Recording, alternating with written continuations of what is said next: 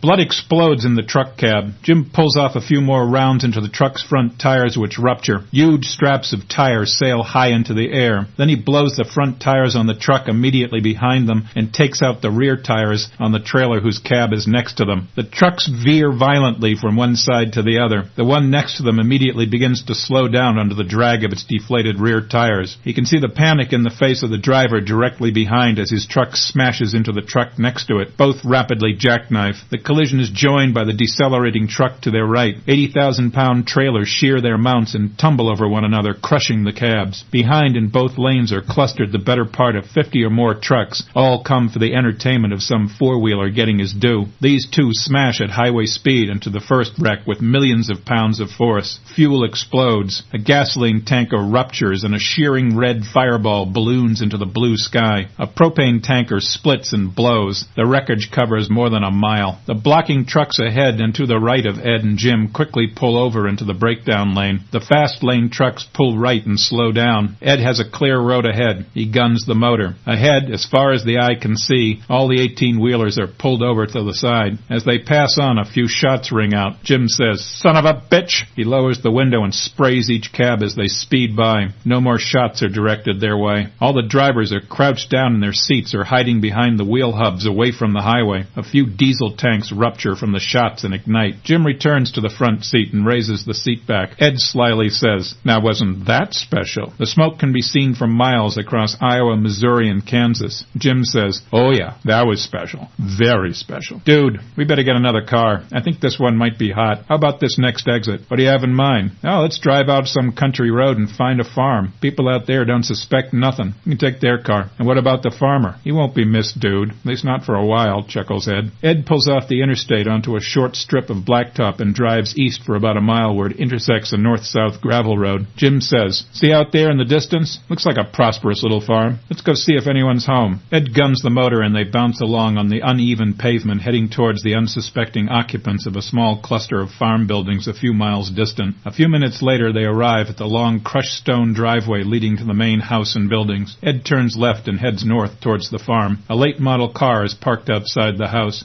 They pull their car up to the one in the farmyard, get out, and trudge through the snow to the front door. Jim knocks on the door while Ed stands to one side. After a minute, they hear footsteps, and the door opens. It's the farmer, a guy about 50 years old holding eyeglasses in one hand and a newspaper in the other. "Howdy, guys. What can I do for you?" greets the farmer as he holds the storm door open. Jim says, "I think we're lost. Could you give us a hand reading this map?" as he pulls out a map that he picked up at the truck stop. "Sure. Come on in. Margie, we got some company. You guys want some coffee?" Jim says, "You bet. Can you bring out some coffee, honey?" From the back of the house, they hear a woman's voice say, "On my way, dear. How many?" "2. Come on in the dining room. We'll open up that map. Those IA dot maps are very detailed. Some of the best maps you can get." He leads them to the left into the dining room. The house is the traditional four-square design found in farms throughout the prairies. Farmer flips on the overhead Art Deco chandelier and unfolds the map as his wife joins them with a tray with a coffee pot, cups of cream, sugar, and a plate of sugar cookies that she's recently baked. She sets the tray out and says, "Help yourself, boys." The farmer says, "Well, here's where we are," pointing to the map. The farmer is pointing at a faint gray line slightly east of the dark red interstate line. "Now, where are you trying to get to?" "Omaha," says Ed. "Well," laughs the farmer, "you sure are on the wrong road. Omaha's over there, and you'll be out on the interstate. Just go down this road, and that'll put you on the interstate." "Oh, yeah, and we want your car," says Ed, who's now pulled out a gun. Jim says, "Yup," as he pulls out his gun, too. The farmer's wife gives a horrified but soft cry. The farmer drops his reading glasses, steps back, and says, "What's this?" "I guess you'd call it a stick-up. That right, Jim?" says Ed. "I think that's what you'd call it, Ed." "Where are your car keys?" says Jim. The farmer reaches in his pocket and pulls them out and hands them over. "Now you two, on the floor, face down," says Jim. The farmer and his wife comply, heads flat on the floor, facing one another in terror. Jim says, "You want to do the honors?" Ed says, "Okay," and casually shoots both in the head in quick succession. Then he says, "How about that coffee?" "Sounds good to me." They drink the coffee and finish off the cookies. Then, carefully wiping for any prints and taking the map, Jim says, "Out here it'll be days before anyone finds them. Leave a light on in case someone notices the house is dark." Ed replies, "You bet. Let's go." They find the farmhouse and transfer their goods into the farmer's car. Carefully they wipe down their own car for prints with towels from the house, then get in the farmer's car and drive off towards the interstate. Winter crows circle curiously above. Time, 1 p.m. On the interstate, traffic is light due to the carnage a few miles south. Traffic there is blocked in both directions. Ed and Jim have the road to themselves and are making good time. They crossed the bridge at Council Bluffs into Nebraska a little after 1 in the afternoon. After passing through downtown, Jim says, "Hey, I think that's the exit up ahead." "Yep, 126th Street," as he pulls the car onto the exit ramp and heads south, then east on Giles Road a few miles to the motel where they've made reservation the night before. Jim pulls into the parking lot and they register using phony IDs. They pay cash, which upsets the desk clerk. She gives them a room on the far side of the building. They pull the car around and take several dark canvas suitcases into the room. Jim sits down at the small table in the room and pulls out a map of Omaha, saying,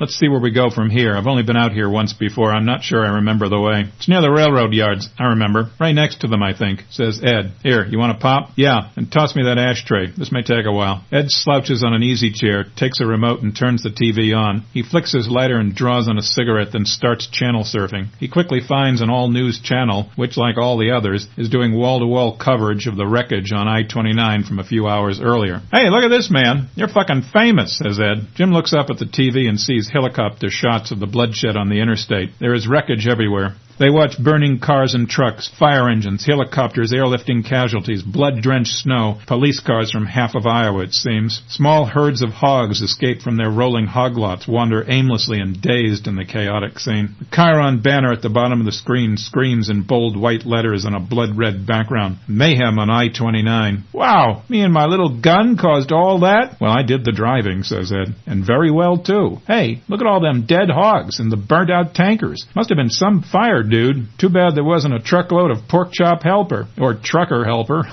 They both watch in awe at their handiwork until Jim notices the time in the lower corner of the screen and says, "Hey, look, we got to get out of here or we'll be late. I figured out the directions. It should take about 15 minutes to get to Joe's warehouse." They get up, pull on their jackets, gloves, and stocking caps and head back to the car. A quarter hour later, they arrive at Joe's warehouse. "That must be the parking lot Joe talked about over there," says Ed. They hop out of the car and instinctively look suspiciously around them to see if someone's watching, then jog across to the warehouse in the howling wind. Sid is waiting for them at the door. Waiting inside the office for them are Joe and Mark. Jim and Ed introduce themselves, then Jim says, "Our car's hot. We kind of borrowed it after that little road rage incident out on I-29. "Yeah, I heard about that." "When you say borrowed, does that mean there are bodies involved?" "Yeah, well, they won't be talking. But it's cool. They won't be found for a while either." "In Iowa?" "Yeah. Okay, here's the keys to that red Grand Am out there," says Joe as he hands a key ring of keys to him. "Give me the keys to your car. I'll have it wiped for prints and ditched on some county road over there." At Morone, Todd flips open his cell phone, hits a memory dialer sequence, and says, "Can you get a GPS locator and an audio bug on that Grand Am on the lot across the street from the warehouse, Sean?" "Thanks." He flips the phone closed and looks at the others and says, "Sean says he can do it." At the warehouse, Jim tosses the key to the farmer's car, which has a little plastic locket keychain with a picture of the farmer's wife in it. Joe looks at it for a moment, then up at Jim, then pockets the keys. "Looks like he had a wife." "Yeah, she won't be doing any talking either, but she made us some nice cookies," says Ed casually. Mark and Sid eye each other uncomfortably and squirm a bit in their chairs. Joe picks up the phone and punches a number. When it answers, he says, "I'm down in my office. I got a job for you and Roger," and hangs up. Joe pulls out a file of papers from his desk and says, "Here's the basic layout of the club. It's a renovated old 5-story warehouse. On the top floor are apartments where the owner and some of his partners live. That's where we're sure Mike is holed up." Pointing to one of the diagrams, he continues, "And here is the service entrance where they bring in their beer, food, and so forth. This is where you'll be making your delivery. There's a short ramp up to a back room where they store the beer and things. This is where you'll drop off the kegs and then put the detonator between the kegs. Make sure the RDX kegs are far to the back so they won't be used first. We don't want them trying to tap them or anything, you know." "Well, at least not while we're still there," says Jim. Joe continues, "Here's some pictures of the interior and exterior of the club. This is a picture of the loading dock where the beer is delivered." "Looks good," says Ed. "Now, the beer deliveries are usually around 2 in the afternoon, and Friday calls for about 12 kegs. But first the truck stops at this bar a few blocks away to make a delivery before heading to Morone." Pointing to a picture of the alley behind the bar where the truck stops before going to Morone, Joe says, "Here's the plan. Mark and Sid will take a van with the RDX trucks and wait on the street for the beer truck to pull up this alley. This is a good place to take the truck. There are no overlooking windows and it's not visible from the main street. While the driver is making his delivery, Mark and Sid will pull in behind the beer truck. You two will park your car and wait up here. When the driver comes out, Mark and Sid will grab him and put him in the van. Then they'll load the RDX kegs onto the beer truck. You two take it from there. Give Mark your car keys and he'll bring it back here and park it across the street while Sid takes care of the van. Take the beer truck to Morone, make the delivery, then bring the truck back here and park it in the warehouse. Mark will give you your keys and then you two can hit the road. Got it?" "Sounds like you want us out of town," asks Jim. "The fewer people here, the better." What happens to the beer truck? Mark and Sid will take the beer truck and the drivers a few miles south of here. They'll OD him with meth and then run the truck and the driver off an old bridge into the Missouri River. It'll look like an accident by some twinked-out temp on dope. No one will care anyway. They'll have more pressing problems with a few hundred casualties in a bombed-out warehouse. Any questions? Nope. Sounds good to me. Are the RDX kegs the same weight as the regular kegs? Asks Ed. Yes. They put weights in the bottom and top to make sure they'd have the same feel as regular kegs in case anyone tries to give you a hand. The RDX kegs, however, will have a little red sticker on top. That's how you'll know them. I'll show you them when they arrive here tomorrow afternoon. How friendly is the driver with the bar staff? Asks Jim. Good news there. The regular driver is on vacation with his kids in Florida and they've been using substitutes. They won't ask any questions if they don't recognize you. You don't need any uniforms either. Not in this weather. Lucky bastard who gets Friday's run then, says Ed. Yep, I guess he won't be going home this weekend. Luck of the draw, says Joe. There's a knock on the door and Nick, one of the warehouse men, enters. Joe says, you and Roger take that white car across the street and dump it in Iowa so it won't be found for a while. Got it? He hands Nick the keys to Ed and Jim's stolen car. Nick is one of the guys who tried to abduct Mike, and so is Roger.